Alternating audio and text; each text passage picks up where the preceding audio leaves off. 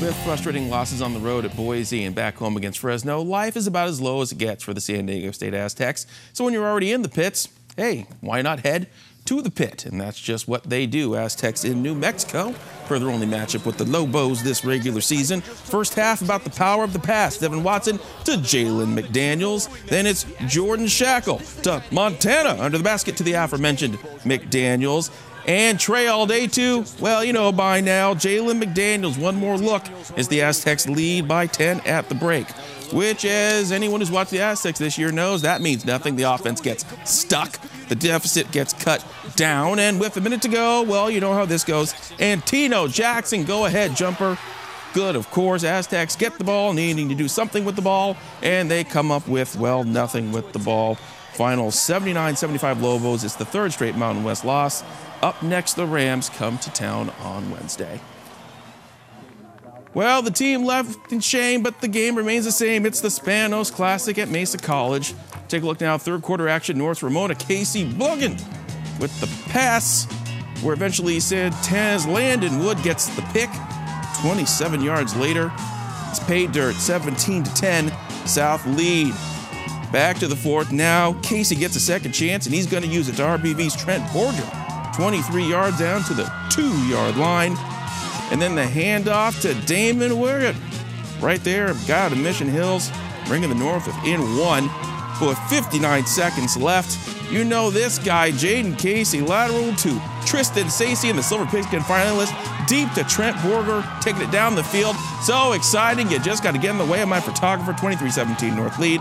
South has a final chance, but LCC's Christian Estrella right there with a pick to seal the North's win. Final 23-17, we the North. Tonight's battle, it was intense, it was crazy.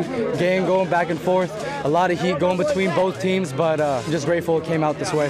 I congratulate Coach Meyer bringing this melting pot together and creating a victorious team. Winning with my brothers out here from the north side, and you know, it's just a great feeling. Well, for the past 3 days, KUSI Sports has gone international. The team of Matt Gilson and Jose Martinez have been embedded with the Stars and Stripes football team, a group of San Diego Prep stars, headed to Mexico City to play in America's Bowl against the Mexico 19-under squad. Here's Matt Gilson from Mexico's capital with the full report.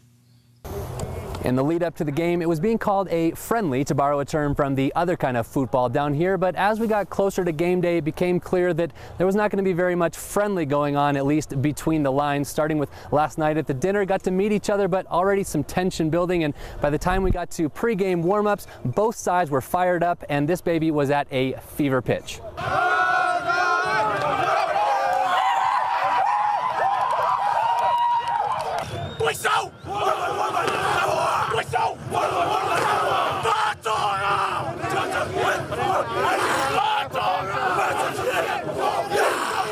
Both sides loud and proud before the game, but it's Mexico who makes some noise first on the field. Sebastian Hernandez keeps it for the 8-yard score. Next up, it's Julio Hurtado. He scores from 4 yards out to double the lead, 14-0. Then the defense takes over.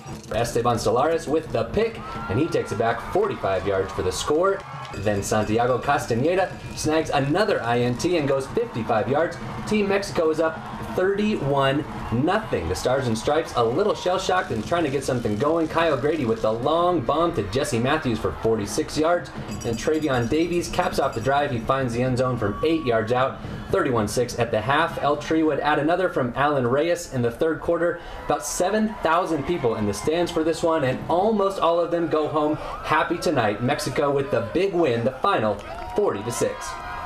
It's very special because we are representing all our families, all our country, and it's a good feeling to win and to be in this team. Mucho orgullo. I take a lot of pride in representing my country, and the best way is by coming out with a win.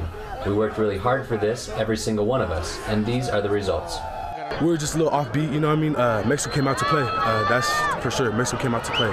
But as long as I could come out here with an experience that I learned something, that's all that matters to me and my team. So one thing is just the team, you know what I mean? I just wanted them, if we're going to win or lose, either way, if we lose, we're going to lose like men. I'm just thinking I had a blast. It was a blessing coming out here. I'm so grateful for all the coaches and the staff for San Diego Stripes who put such a great event on and worked so hard for over a year to get this going. And, it's just a blessing to be out here in Mexico.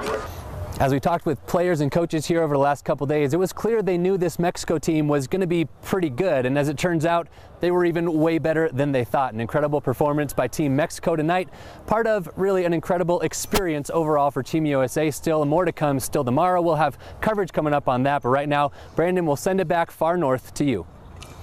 Thank you very much, Matthew. Battle of the Bay in the home of the Bucks. Headliner matchup, Mission Bay and Foothills Christian, #1 versus #3 in the county. Opening frame, Knight and ASU commit Tayshawn Cherry throwing down the dunk, and then's going to go ahead and beat the first quarter buzzer with a half-court bank shot. Cherry finishes game-high 24 points. Third quarter now, the Bucks, Ronnie Ladding.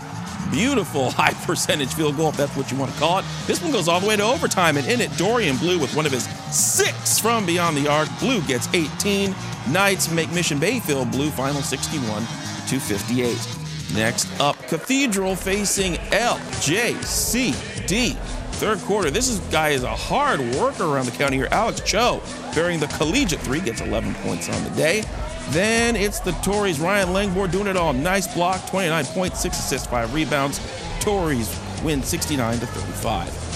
Next, Western League versus Coastal League matchup, La Jolla versus Francis Parker. Second quarter action. Familiar name here to those in this building. Quinn Rodden getting the steal, fast break, and the lay-in for 2 of his 11 points. Later in the third, you're going to see Jacob Duffy going to find a wide-open Evan Brown as he hits one from downtown. Final, Vikings win 65-45. In morning action, Lincoln taking on the Bishop School. Third quarter, the Hornets, Raekwon Everett, beautiful steal, and then drive towards the net. But Christian Rose says, not in my house. Moments later, I finally get to say it again. It was Mooney Moses. Nice steal, drive finish with a nice layup. Knights win 61-41. And in the early contest of the day, the Comets of Kearny facing the Warriors of Army-Navy. Second quarter, the Warriors, Albert Machado, 3-pointer right before the halftime buzzer to give the Warriors a 13-point lead. Fourth quarter now, as you can hear the buzzer, the Comets, DeAndre Daniels. Reverse lay-in, beautiful job. The Comets pull within 7, but in the second half, the Warriors' J.C. Kanawati is going to steal the ball and puts in the easy layup as the Warriors go on to win 64-54. Well, it's year 34 of the women's national soccer team, and it begins right here at the Cred as the ladies of U.S. Soccer fit enough practice section before Saturday's game against Denmark. San Diego, pretty good place for the women's team. Don't forget they had that thriller last year where they won with 3 goals in 9 minutes against Brazil. Well, it seems like we're kicking off January always in San Diego. You know, it's always good to be here. It's always good to play. Got a great pitch behind me.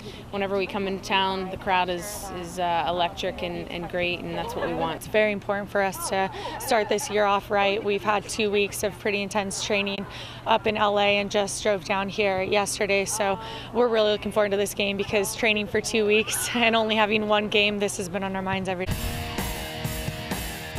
As far as setting goals for yourself, you need to set goals for yourselves, and you need to work towards your goals and believe in yourself and feel good about yourself and like yourself. And basically, I've been doing this for 20 years, and if I didn't think the program worked, I wouldn't have stayed with it for 20 years. So, you know, just believe in yourself, and if you think you can, you can. If you think you can't, you're right. Would you believe that guy's 82 years old? That's Willie O'Ree celebrating 60 years since breaking the color barrier in the NHL, then going on to star with the Gulls in the 60s and 70s. O'Ree dropping the puck for the Gulls on Diversity Night as they face San Jose in those sweet little threads there. Let's check out Dennis Rasmussen putting one in for the home team from around the bend. Should have thrown in a couple more of those, though, as San Jose wins 2-1. Well, the first big event of the year in San Diego is just 2 days away. That's, of course, Torrey Pines and the Farmers Insurance Open. We're going to be your one-stop shop for PGA Tour coverage this week, from practice rounds to the last putt at 18. The fun beginning Saturday afternoon in City Heights, where it's man versus woman for the benefit of pro kids and the first tee. Your contenders, LPGA Pro and Rancho Bernardo alum Tiffany Joh, going head-to-head with pro kid turned actual pro Norman Xiong. The University of Oregon star will be in the lineup for the Farmers this week. To see all these kids out here and the innocence of them, it definitely brings back really good memories. The program's great. I mean, it teaches kids about golf and life and how they intertwine and the lessons between them, and they can just learn so much here. think ironically I played a little bit better on this course when I was 12 than I did today, but no, it was really fun out there for sure. Believe it or not, I was pretty quiet when I was younger, and Pro Kids really did a lot in helping bring me out of my shell. So I think for all kids, it's like, just make it fun, you know? At the end of the day, it's just a game and you're just chasing a white ball around a field. So that's it for the ASR.